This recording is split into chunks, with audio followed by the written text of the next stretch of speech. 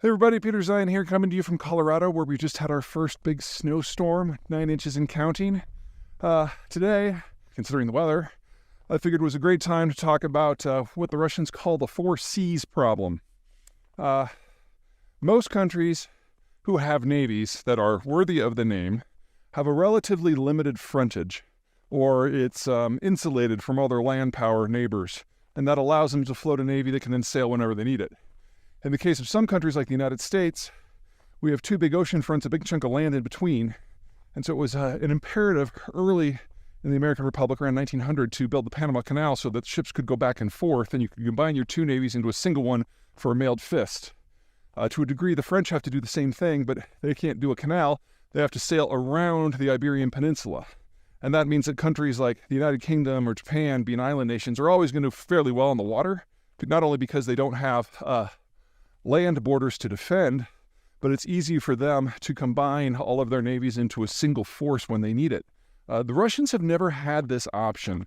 Russians are obviously heir to physically the largest country on Earth and largest country in history, but they're not able to combine their naval forces, so they have 4Cs.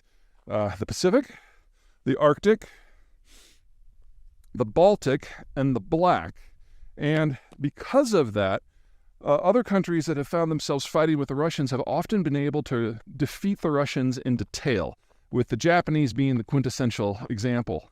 In the Russo-Soviet War of 1904-1905, the Japanese decided that the Russian territories in China were ones that they wanted, so they sailed over there and smashed the navy, and the Russians spent the next almost year, 6 months to a year, sailing the rest of their navy from the European theater all the way around Asia until they could get there to try to take their territories back, and the Japanese destroyed all that too. So in two battles less than a year apart, the Russians lost everything because they couldn't combine their forces into a more capable force. That's even before you consider that the Russians have tended to be a technological laggard on all things naval. We're seeing some version of the 4Cs problems today. The Ukraine conflict is obviously happening on the shores of the Black Sea, one of those four bodies of water, and the Russians reinforced the Black Sea fleet in the days and weeks leading up to the war so they'd have more punch. But now that Western weapons have made their way into Ukrainian hands, combined with some very clever garage projects by the Ukrainians have been able to sink the majority of the major surface combatants, including the flagship. And what is left of the Russian Navy, if it was going to dock in Crimea, which was originally the Russian naval base, going back to the Tsarist times, they're all in range of Ukrainian weapons, and so the Russians have had to basically close down their naval base and their primary shipyards and move everything further east to the other major port they have, which is Novorossiysk, which doesn't have the dry docks, doesn't have the service capabilities, doesn't have the ability to build ships.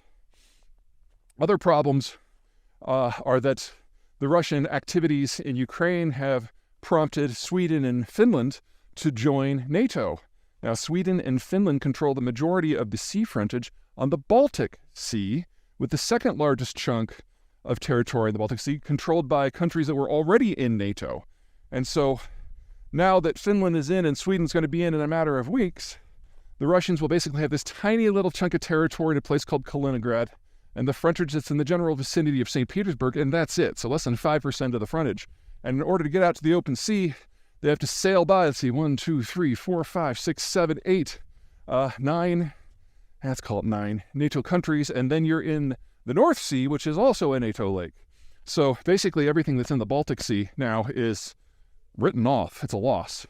And that just leaves the fleets that are in the Arctic Ocean, which have been depleted because they sent ships onto the Black Sea, and then off in the Pacific, which are way off by themselves. So no matter how the Ukraine war goes at this point, Russia has functionally ceased to be a naval power at all. The question is whether ego will allow them to accept that fact. And honestly, the more money that the Russians throw at naval projects that they're not very good at, in order to base them at bases that they can't defend and that can't reinforce one another, I think the better, because every ruble that they use for that is a ruble that is not being used to build a tank or kill a Ukrainian. So, I say bring it on. Anyway, what this means is we're looking at this entire space, seeing a change in military statistics and military strategy, because the Russians today are one of the countries on the planet that is most dependent upon naval shipments for their economy. Russian industry is not all that, and they depend upon those oceans for getting their oil and their liquefied natural gas and their aluminum and on and on and on to market. And they've now found themselves in a position where they are utterly incapable of projecting power on the seas in a local basis, much less a regional or a national one. And so when the United States and Europe decide that it's time to really shut down the Russian economy, they're going to be able to do it at sea with ease in a matter of days. So we're only in the early stages of this war, not simply from a military point of view, but from an economic point of view too. And it's time to start preparing for what comes next, and that is a world without any Russian commodity exports. Hey everybody, Peter Zeihan here, coming to you from just below 13,000 feet in the San Isabel National Forest in central Colorado. I am just below the saddle between Mounts Sherman and Sheridan, which are a low 14er and a high 13er, both Centennial Peaks here in Colorado.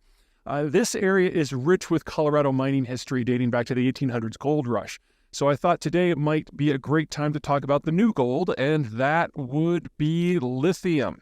Now, for those of you who've been following me for a while, you know that lithium isn't great. It's not a fantastic battery chemistry. It's not particularly energy dense. It doesn't charge or discharge quickly. It tends to swell and heat to the point that sometimes it catches on fire. And that means it's just not very good for things like transport, where vibration and motion and temperature variation are just par for the day. But it is the best that we have. There are some promising things out there in labs, but nothing that's even close to prototype stage, whether it's vanadium batteries or flow batteries. We don't have anything else that we can produce in volume to provide 1/1000th of 1% of the global vehicle fleet to go EV except lithium. So for at least the next 15 years, it really is the only game in town. I would love for that to be not true, and who knows, maybe we'll have some material science breakthroughs tomorrow, but even if we do, it's another 10 years before that's going to enter mass manufacturing, and that's assuming that we already have the input stream for whatever it happens to be. And that's kind of the problem with lithium. Now, lithium is produced in two ways. You can do your traditional mining, whether open pit or shaft, in order to get the rock, and then you pulverize it, and you turn it into concentrate, and then turn it into metal. Or you get something called spumante, which I'm sure I just butchered the pronunciation of. We're going to put the phonetics here for you. Which you can then dissolve in an evaporation pond, throw in some acids and chemicals and everything, and it basically separates the lithium carbonate from the rest of the rock, and then you can turn that into concentrate. Now, there are two big players in global lithium that collectively produce about 3/4 of everything we have. The first country is Chile, where they produce it via that evaporation technique high in the Atacama Desert, where the desert really helps with the evaporation. And unfortunately, their expansion plans have kind of stalled because they're in the process of trying to nationalize their industry.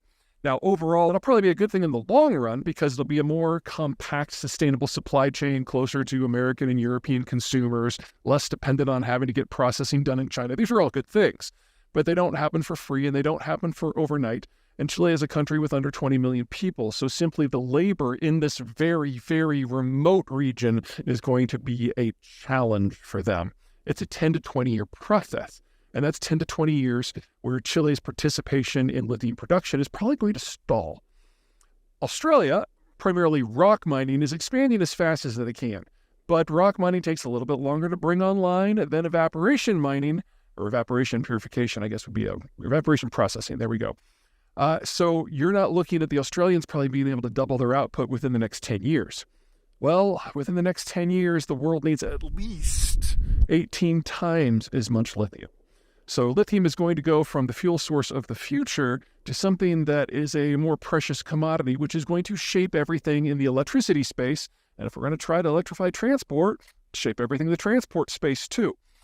There are no good solutions here. Right now, the majority of the world's processing capacity is in China, and we're going to lose all of that. And the secondary producers of lithium are only in the low single digits in terms of production. Russia's on that list. We're going to lose that too.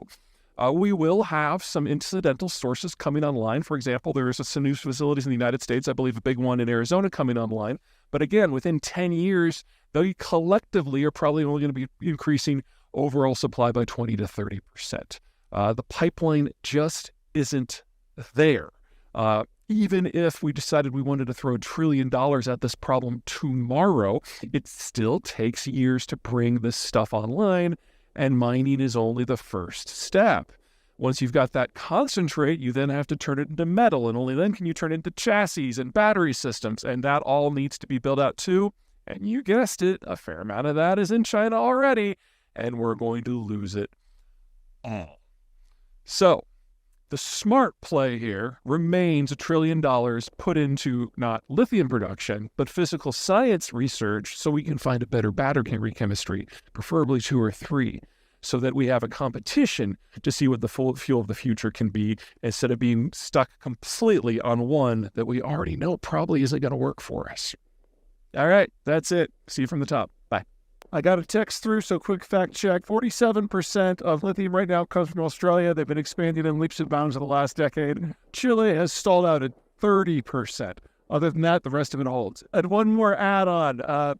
Australia has negotiated their way into the Inflation Reduction Act. Remember, they have a free trade association with the United States, so they were able to join, and they will benefit from the subsidies for green tech that the Biden administration has established. That means the United States has preferential access to Australian uranium, and especially lithium. And as Australia's lithium industry expands, they'll be doing more and more processing, so this will eventually turn into lithium metal. It's still not enough for what the United States needs to do by like a factor of 3 or 4, but with preferential access, it means the United States will face significantly fewer problems with the green transition so long as lithium is the fuel of choice, as long as that is the case. But if the United States takes the lion's share of Australian lithium, there really isn't anything left for anyone else. So we are still in a world where the United States, because of its superior geography and financial position and alliance structure, can try to do the green transition. Don't think I'll go over